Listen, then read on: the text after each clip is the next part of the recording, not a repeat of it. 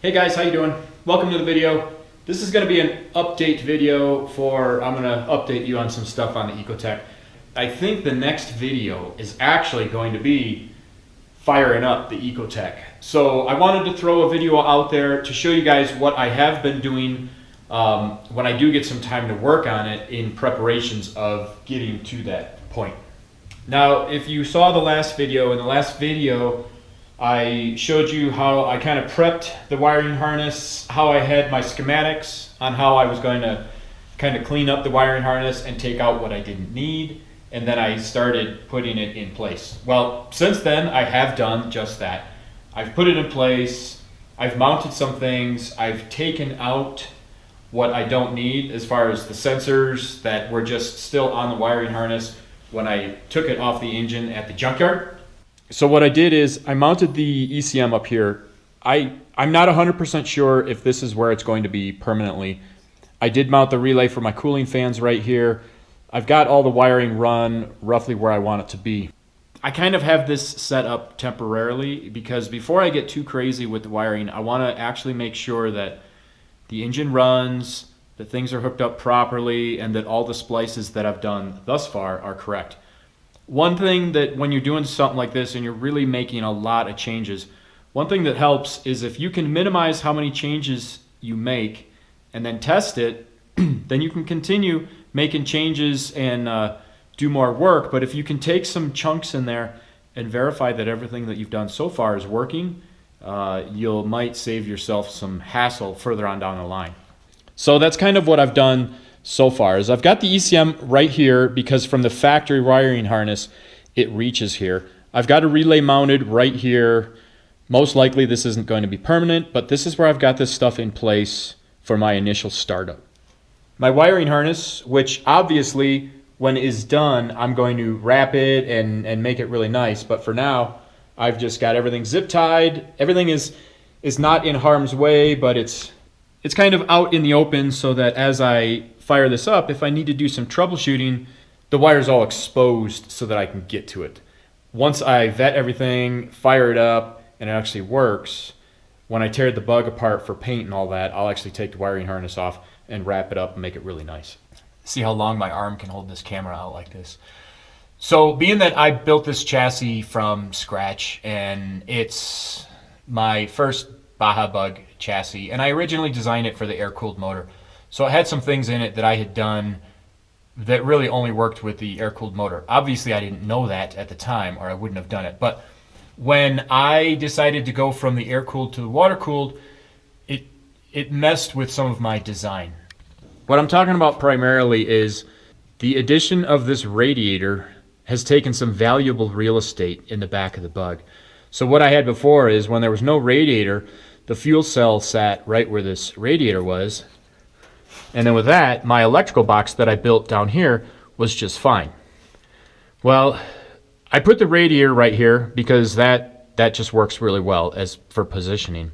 I've got the electrical box here, which kind of makes it so that I can't put anything here. And originally, I was thinking of maybe putting the fuel cell here, or putting it over there, or putting it here, or something. But I really couldn't come up with any solutions other than putting it right here, just a little bit in front of the radiator. So what I've decided, what's going to happen when I reach a certain point on this Bug, hopefully sooner than later, once I get the engine running and I've tested it and it's pretty much done, I'm going to tear the whole Bug apart and I'm going to paint everything, make it nice, and then do what I call the final build, where I put it back together. When I do that, I'm going to re-engineer a little bit of my electrical system, and I'm going to take the electrical box from here and I'm going to mount it somewhere else. I might mount it underneath the passenger seat. I might mount it behind the passenger seat, and I might actually make a little platform here right inside the back window where I can mount it. I'm not sure yet where I'm going to mount it, but I've decided that having it in front of that radiator there was really nice when I had the air-cooled, but it's just not going to work with the radiator. And I want to be able to put the fuel cell right where that is. So I'm not going to worry about that now. And I will eventually build the fuel cell and put it on top of that electrical box while I'm testing out the bug. But when I tear everything apart and paint everything, put it back together, I'm going to change where that electrical box goes a little bit. Then another item that's really been giving me a lot of trouble is what I wanted to do for a fuel system. There was basically two things that I could do. I could use a stock fuel system, or I could use an aftermarket fuel system. Aftermarket fuel system is okay. Buy a fuel pump, buy a pressure regulator, buy some filters, install it, custom make a fuel cell, not that big of a deal. The problem with that is then I can't use any off-the-shelf parts. Maybe that's not a big deal, maybe it is, I'm not really sure. I kept getting drawn back to making it using as many stock components as I could, just because I can get those at any auto parts store, I can get those at the junkyard, what have you. What I want to do for startup initially, just in a couple of weeks here, just to fire it up and make sure that everything I've done so far is good, is I've gone to the junkyard and I pulled the, this is the gas tank. Let me get this out here. This is the gas tank out of the actual car that I got the Ecotec out of.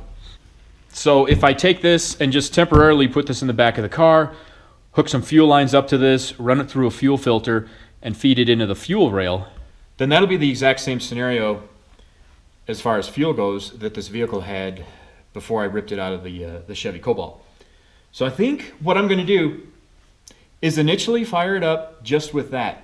So if everything goes well with the stock fuel tank, then I think what I'm going to do is fabricate a fuel cell that's going to go right about here. It'll probably be hopefully between 10 to 12 gallons. Going to try and build it in a way that it doesn't restrict the radiator too much. You know, I'll try and keep it kind of low. I think what I'm going to try and do is I'll build that fuel cell to accept OEM fuel pumps. If I can build a fuel cell that holds two of those, because I don't want to have just one, because then if one fails, I'm screwed. But it would have two of those that would sit in the fuel cell, and then each pump would feed into its own fuel filter, and then from the fuel filters it would go into a T that would then connect it into the fuel rail. And then I'll have a switch on the dash to turn either of the fuel pumps on. I'm not controlling my fuel pump through the ECM. I'm setting it up with a toggle switch on the dashboard just because that gives me a little bit more control over the fuel pump. So I think for starters, that's going to be my plan for the fuel pump. And then if I'm not happy with that, I'll modify that fuel cell so that it can take an external fuel pump, and I'll go that route. So on my back, let's switch some gears here, go away from the fuel pump. I've told you plenty about that. I've got about 95% of the wiring done on the ECM. One thing that I did have to tie in, well, you can't see it because the lighting's not very good in here, but I've got the throttle pedal, which is drive-by-wire, and I've got the data plug up under the dash. I ran a loom down the tunnel. The loom actually comes right here, ties into the main harness, and then ties into the appropriate wires on the plugs for the ECM. Now on this ECM, there's basically three forms of power that you need to hook up to it. One of them is battery power. So anytime your battery's turned on, it's just giving power to the ECM. Another one is power to the accessories like the coil packs, the fuel injectors, the oxygen sensor, and the mass airflow sensor. Those all require separate power outside of the ECM. And then you've got a third source, which is ignition power. So when you actually want the ECM to wake up and turn on, you send it power, and then it's good to go. So what I did with those is one of them, the battery power one, just has its own dedicated fuse coming right from my distribution block. So anytime I turn on the battery disconnect and the battery is connected, it feeds power to the ECM via that. Then on my dashboard, I've got a switch here that sends power. It used to be to the motor on the air-cooled motor, but now on this one, when I hit this button, it sends power to the power that I was talking about that feeds the ignition coils, the fuel injectors, oxygen sensor, and the mass airflow. Then when I turn on the switch that I call ignition, that sends power to the ECM, just telling it that we're ready to go.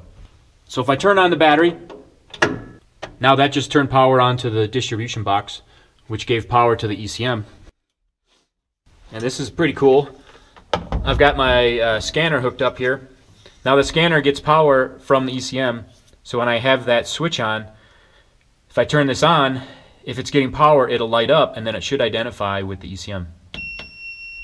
Now linking to the ECM.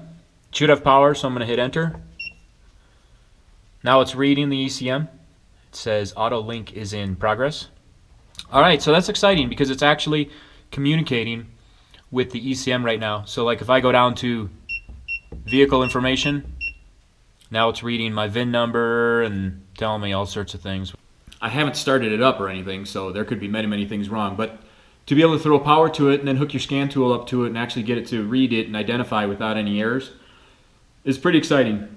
I have a couple of fuel fittings ordered so that when I temporarily put this tank in here, I can safely hook it up to the fuel rail, and then I need to do a little bit of wiring to integrate the fuel pump into my switch.